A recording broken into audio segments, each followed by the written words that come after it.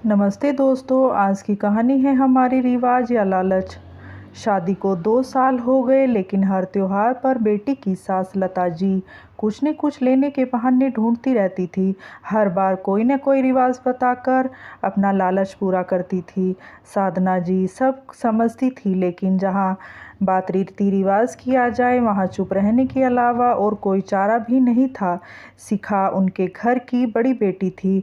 उसके 2 छोटे भाई बहन भी थे और दोनों ही पढ़ाई कर रहे थे। उन दोनों का भी काफ़ी खर्चा होता था और साथ ही में शिखा के पापा की बैंक क्लर्क की नौकरी में तनख्वाह भी ज़्यादा नहीं थी, लेकिन फिर भी वह अपनी हैसियत से ज़्यादा बेटी को देते थे। शिखा को अपने घर की स्थिति के बारे में अच्छे से पता था। उसने अपनी सासू माँ से कई बार बात करने की कोशिश की, लेकिन उसकी सासू माँ तर्क वितर्क करना शिखा को अच्छा नहीं लगता था।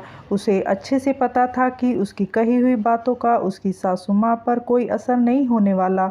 कई बार उसने अपने पति लोकेश से भी बात करने की कोशिश की, लेकिन कोई फ़ायदा नहीं हुआ, क्योंकि इस मामले में जब भी लोकेश अपनी माँ से बात करता तो घर में बवाल आ जाता। घर के बड़ों के बीच की बात कहकर लता जी उसे भी चुप करा देती। सासू माँ से तर्क वितर्क करना शिखा को अच्छा नहीं लगता था। उसे अच्छे से पता था कि उसकी कही हुई बातों का उसकी सासू माँ पर कोई असर नहीं होने वाला।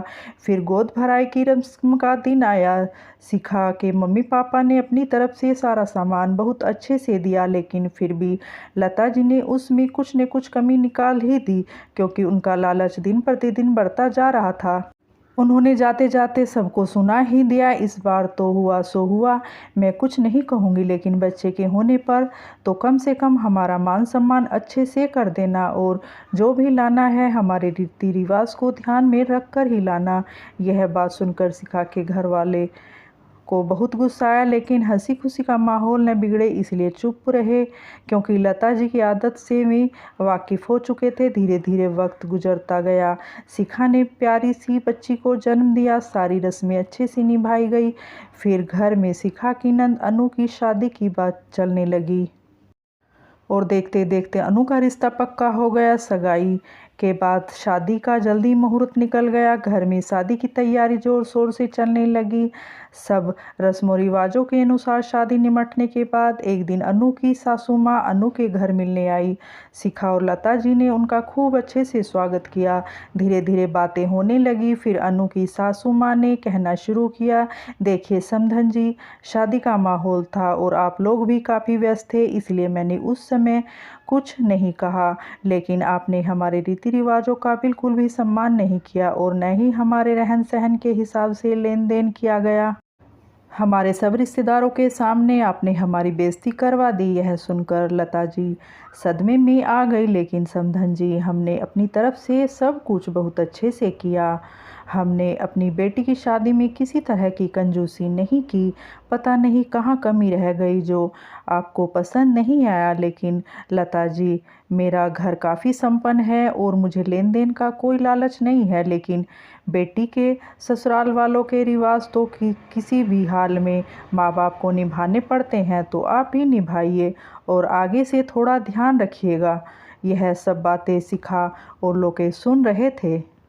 उनके जाने के बाद लोकेश अपनी माँ के पास बैठकर कहने लगा, माँ कहते हैं दुनिया में हर चीज़ घूम फिर कर वापस ज़रूर आती है। आपने जो अपनी बहू के साथ किया उसके हूबहू वही आपकी बेटी के साथ हो रहा है।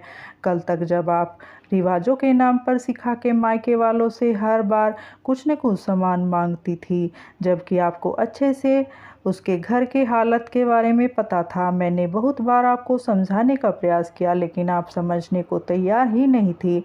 आज ठीक वैसे ही अनु के ससुराल वाले आपसे कोई न कोई सामान की मांग कर रहे हैं। भले ही आपने अपनी तरफ से अपनी बेटी को अच्छे से अच्छे चीज़ें दी हों, लेकिन उसकी सासू माँ को कुछ भी पसंद नहीं आया। अब आपको कैसा लग रहा है? चाहे कुछ भी हो, आपने शौक और अपना घर तो अपनी कमाई से ही चलता है, फिर दूसरों की कमाई और दूसरों की चीज़ों का क्या लालच करना। कोई दुखी होकर आपकी फरमाइशें पूरी कर रहा है ताकि आप उसकी बेटी को परेशान न करें। क्या यह सही चीज़ है? अगर आप लालच न दिखाती तो हो सकता कि शायद अनु की सास भी लालची न होती। आपकी बहू शिखा के माता पिता भी आपकी बातों से इसी प्रकार दुखी होते होंगे। जब आप उन्हें कम लेन देन का ताना देती होंगी। आज लता जी को सब बात समझ में आ गई।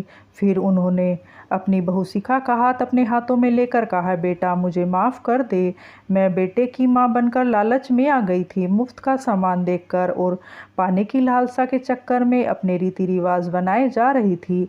आज मेरे साथ ऐसा हुआ तब मैं महसूस कर पा रही हूँ कि तुम्हारी माँ पर भी यही सब बीतता होगा। अब से मैं ऐसा कुछ भी नहीं करूँगी। मैं दिल से तुमसे माफ़ी मांगती हूँ।